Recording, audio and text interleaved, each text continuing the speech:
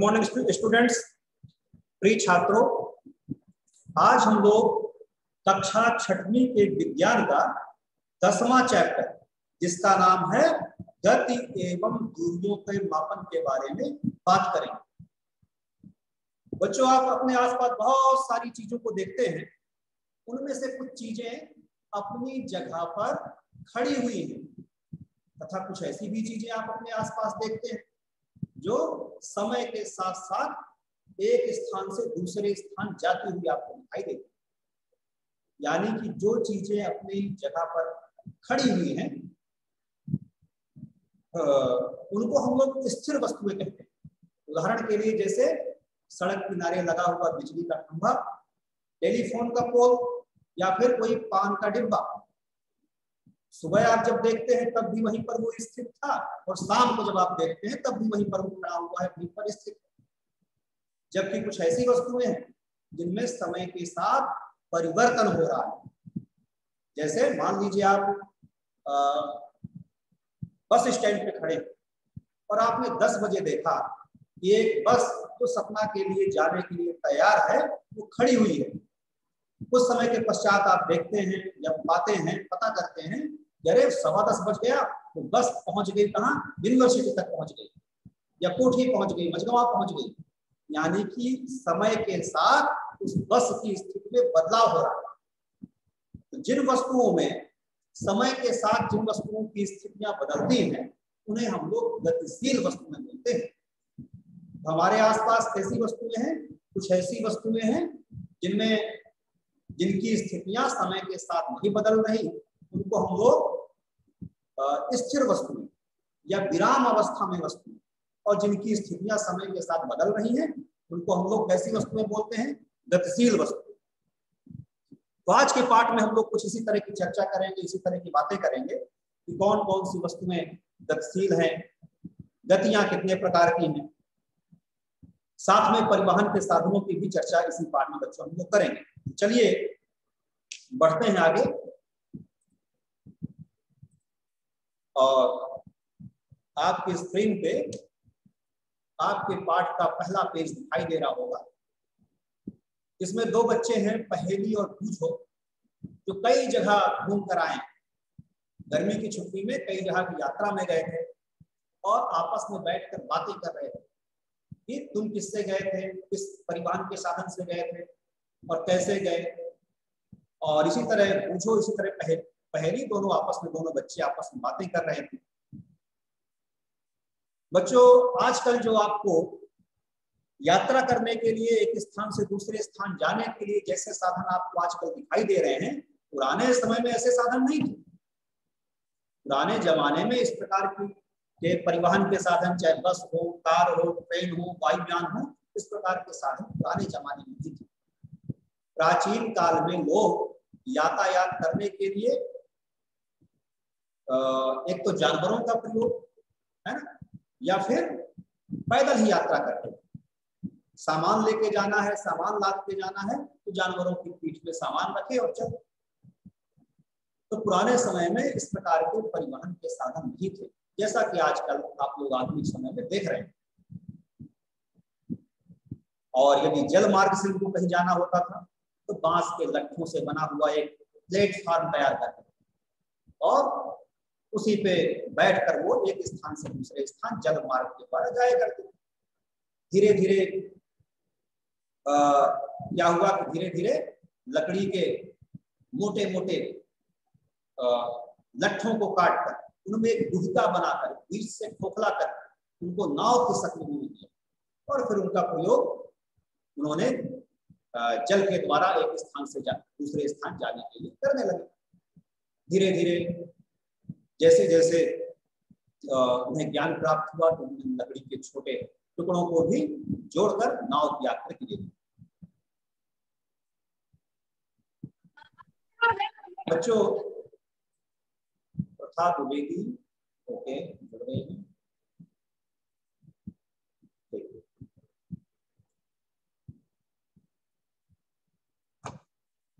बच्चों, धीरे धीरे पहिए का आविष्कार हुआ है।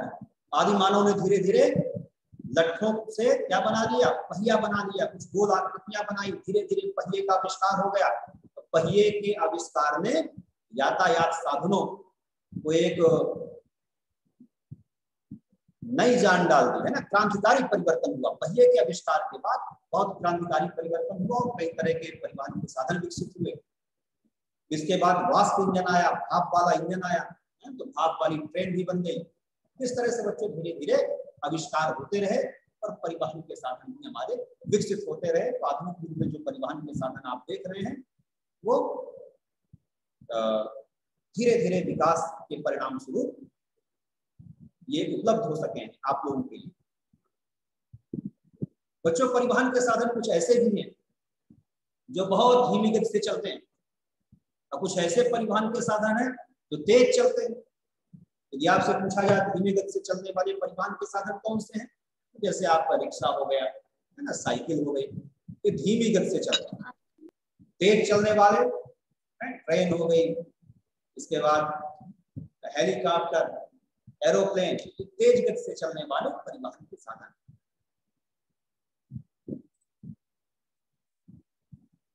आगे बच्चों चर्चा की गई है आपकी बुक पे 10.2 पैराग्राफ में, यह डेस्क कितना लंबा चौड़ा है। बच्चों पुराने समय में किसी भी चीज को नापने के लिए किसका प्रयोग होता था, अमानक मात्रकों का, जिसका प्रयोग आजकल बंद हो चुका है। पुराने समय में कोई लंबाई नापनी है, टेबल की नापनी है या कमरे की नापनी है, तो ऐसे मात्रक नहीं थे जैसे कि आजकल आपको दिखाई दे रहे हैं। इस प्रकार के मात्रक पुराने समय में नहीं थे। पुराने समय में मान लीजिए टेबल की लंबाई नापना है तो बीते का प्रयोग किया जाता है, साथ में और कोई छोटी वस्तु की लंबाई नापनी है तो अंगुल का प्रयोग, कमरे की लंबाई नापनी है तो हाथ का प्रयोग, खेत की लंबाई नापनी है तो बांस का प्रयोग, रस्सी का प्रयोग, पत्थर के बाटों का प्रयोग। इस तरह के मात्रक पुराने जमाने में उपयोग किए जाते थे। लेकिन ऐसे मात्रकों से जो माप होती है वो विश्वसनीय नहीं होती और कई प्रकार की परेशानियां होने लगी। मान लीजिए किसी बढ़ई को आपने आदेश दिया है ना, कारपेंटर को किसी आदेश से आपने दिया, कहा उससे कि आपको 5 बीते की टेबल बनानी है, और यह सोच समझ के आपने कहा उससे कि आपके घर के अंदर वो टेबल आराम से चली जाएगी, आराम से गेट के अंदर आ जाएगी। अब जो बढ़ई था, मान लीजिए इसकी हाइट बहुत ज्यादा थी और उसने अपने 5 बीते की टेबल बना दी, और जब वो टेबल घर पहुंची और घर के अंदर फिर वो टेबल घुसने में परेशानी होने लगी, तो बहुत सारी समस्याएं इस प्रकार की बच्चों में। धीरे धीरे क्या होने लगा कि जैसे हर क्षेत्र में आविष्कार हुआ, उसी तरह मापन के क्षेत्र में भी वैज्ञानिकों ने मैट्रिक पद्धति का आविष्कार किया। और मैट्रिक पद्धति आने के बाद बहुत सारे जो मात्रक है वो विकसित हुए।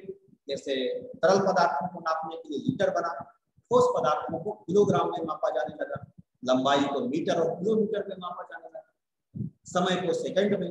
इस तरह के मात्रक विकसित होने लगे और जहां जो जो माप विश्वसनीय है और हर जगह इसी से हम लोग मापते हैं, चाहे देश के किसी कोने में जाए, यदि मैट्रिक पद्धति से माप हुई है तो सारा परिणाम उसका सेम रहेगा, एक जैसा। चलिए आगे बढ़ते हैं बच्चों। ये देखिए आपकी स्क्रीन पे एक बच्चा डोरी से, है ना, डोरी के द्वारा इस टेबल की लंबाई को माप रहा है। ये उसका डेस्क कितना लंबा चौड़ा है। इसी प्रकार से अगले चित्र में एक बच्चा बीते से अपनी टेबल की लंबाई को माप रहा है, और यदि इसी माप को यदि किसी व्यक्ति के बीते के द्वारा टेबल की लंबाई मापी गई है, हो सकता है किसी बच्चे ने 5 बीते नापी, कोई बच्चा ज्यादा लंबा है तो उसके बीते में 4 बीते ही टेबल। तो अलग अलग बच्चों के द्वारा टेबल की लंबाई यदि मापी जाए तो अलग अलग उसका परिणाम हमें प्राप्त हो। आप लोग भी कई बार खेल में ना, क्रिकेट के खेल में क्या करते हैं, कदम के द्वारा पिच को मापते हैं, है ना, तो पिच कितनी लंबी, तो बच्चों पुराने समय में इसी प्रकार से हाथ से, कदम से, बीते से, इन चीजों से लंबाई मापी जाती है। मापन के मानक मात्रक 10.4 पैराग्राफ में आप लोग देख रहे हैं। आगे बढ़ते हैं। हड़प्पा सभ्यता के लोगों ने अवश्य ही लंबाई के बहुत अच्छे मानक का उपयोग किया होगा, क्योंकि ये खुदाई में प्राप्त परिशुद्ध ज्यामितीय रचनाओं को देखने से मालूम चलता है। प्राचीन काल में लोग छोटी लंबाई को मापने के लिए अंगुल अथवा मुट्ठी का उपयोग करते थे। आज भी भारत में कई शहरों में हम पुष्प विक्रेताओं को पुष्पहारों को बेचते समय अपनी भुजाओं का उपयोग करते हुए देख सकते हैं। जो फूल की जो आपको लड़ी देंगे तो हाथ से नाप के देंगे और उसी के अनुसार पैसा लेंगे।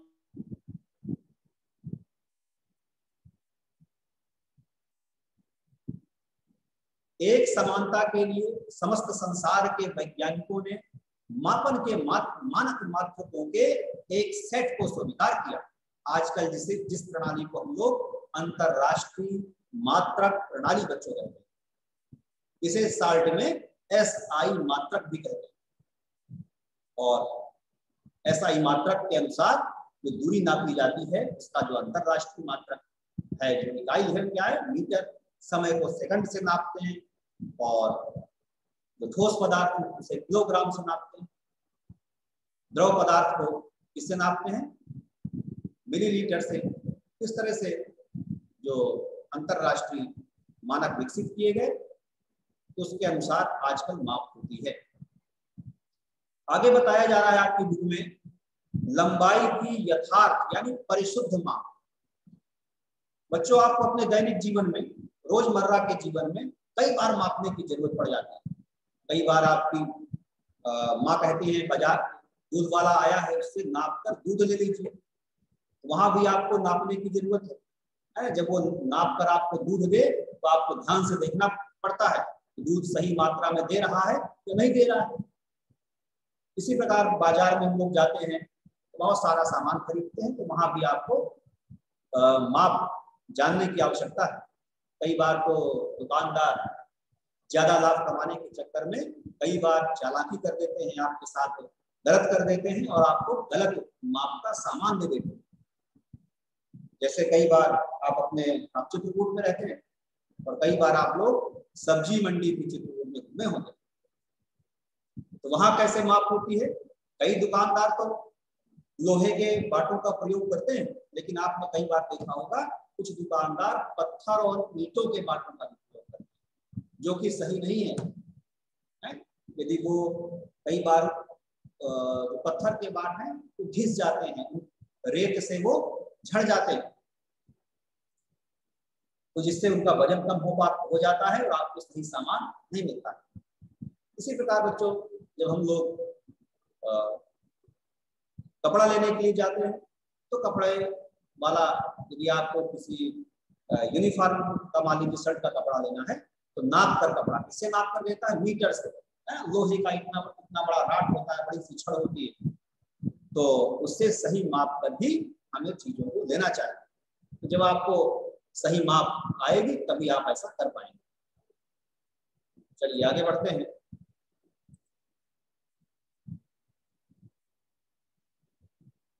देखिए बच्चों,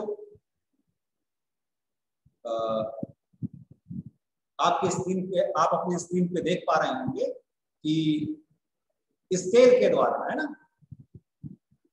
जो ज्योमेट्री बॉक्स में, आपके ड्राइंग बॉक्स में, कंपास में जो एक स्केल रहता है उसके द्वारा माप। तो बच्चों माप करते समय हमें कुछ बातों का ध्यान रखना चाहिए जिससे आपकी माप शुद्ध हो, सही नाप सके। एक तो नापते समय ध्यान रखना है कि टूटे और घिसे स्केल का उपयोग नहीं करना है। आधा स्केल टूटा हुआ है या वो घिसा हुआ है, उसके नंबर आप नहीं पढ़ पा रहे हैं, ऐसे स्केल से माप नहीं करनी।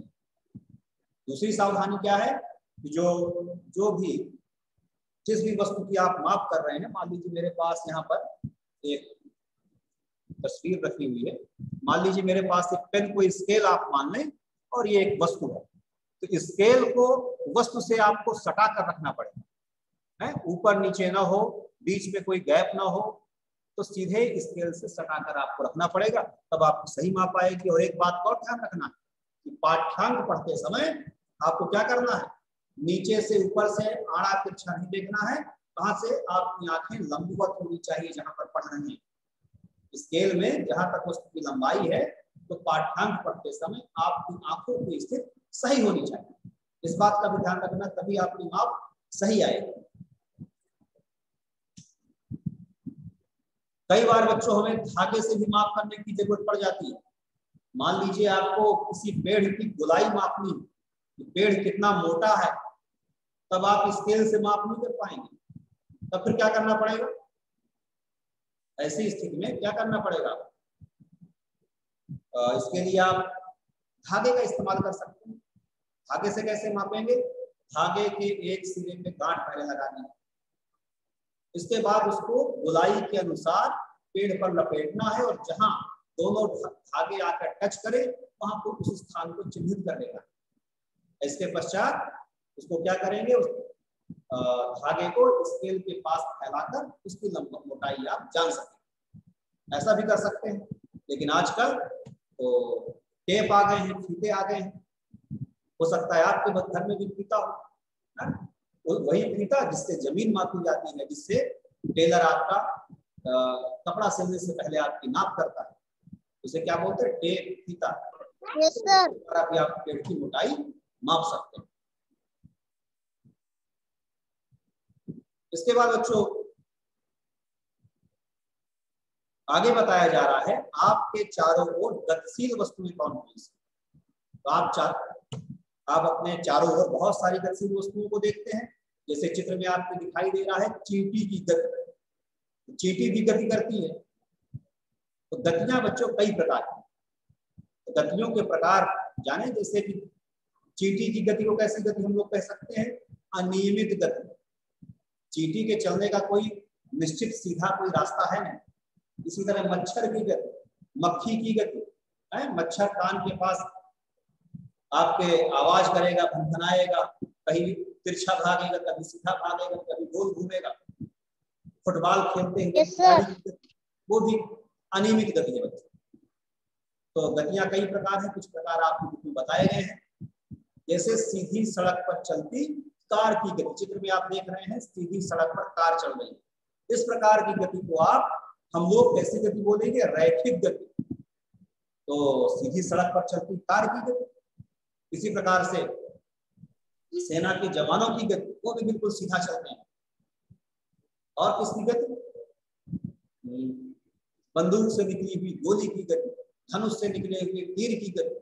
ये बच्चों कैसे गति करते हैं, सरल रेखा में, सीधी रेखा में गति करते हैं। इस प्रकार की गति को हम लोग कैसी गति बोलेंगे, सरल रेखीय गति। कुछ गति जैसे वर्तुल गति, वर्तुल गति किस प्रकार की गति है कि जैसे पंखियों की गति, पंखा एक जगह से अपनी धुरी पर टिका हुआ और उसकी पंखियां चारों तरफ गति करती है, जिसे वर्तुल गति कहेंगे। कई बार तो आप लोगों ने भी गांव में देखा होगा कि गाय को चराने के लिए लोग क्या करते हैं, गाय को चराने के लिए मान लीजिए गाय को देखने वाला, ताकने वाला कोई नहीं है, तो कई बार गांव में क्या किया जाता है, एक खूंटे से गाय को बांध दिया जाता है और बड़ी सी रस्सी गाय के गले में, और गाय खूंटे के चारों तरफ घूम घूम कर घास चर जाती है। इस प्रकार की गति वर्तुल गति कहलाएगी। इसी प्रकार से आवर्ती गति भी आप देख रहे हैं, बच्चा झूला झूल रहा है, तो ऐसी गतियां जो बार बार दोहराई जाए, उसी रास्ते पर बार बार दोहराई जाने वाली गतियां कैसी गति कहलाएंगी, आवर्ती गतियां। जैसे घड़ी के पेंडुलम की गति, तो पेंडुलम वाली घड़ी भी आप लोगों ने कई बार देखी होगी, उसी रास्ते पर पेंडुलम घूमता रहता है, बार बार उसी रास्ते पर अपनी गति को दोहराता है। इसी प्रकार सितार के तारों को हम झनकर करें, है ना, बजाएं सितार को, उसके तार भी उसी मार्ग पे गति करते हैं। तबले को यदि बजाएं तो तबले का चमड़ा भी गति करता है। तो बच्चों इस प्रकार की गतियां क्या कहलाएंगी, आवर्ती गतियां कहलाएंगी। तो आप इन चित्रों से भी समझ सकते हैं देख रहे हैं आवर्ती गति, कैसे एक तार को खींचा जा रहा है जो ऊपर नीचे गति कर रहा है, लाइनर मोशन है ना, सीधी रेखा में गति। इसी प्रकार से एक लोलक ये भी गति कर रहा है, दोलन कर रहा है मार्ग में अपनी। और पृथ्वी की गति देख रहे हैं कैसे पृथ्वी दो प्रकार की गति करती है बच्चों। एक तो अपनी धुरी पर घूमती है, घूर्णन करती है जैसे लट्टू घूमता है, और दूसरा सूर्य का चक्कर भी लगाती है। दो प्रकार की गति पृथ्वी करती है। किस तरह से इन गतियों को आप चित्र में देख पा रहे हैं। तो आज की क्लास में बच्चों हम लोगों ने गति एवं दूरियों के विषय में बहुत सारे तथ्यों को जाना है। अगली क्लास में हम लोग इसी पार्ट की एक्सरसाइज करेंगे। तो आज के लिए इतना ही। Thank you.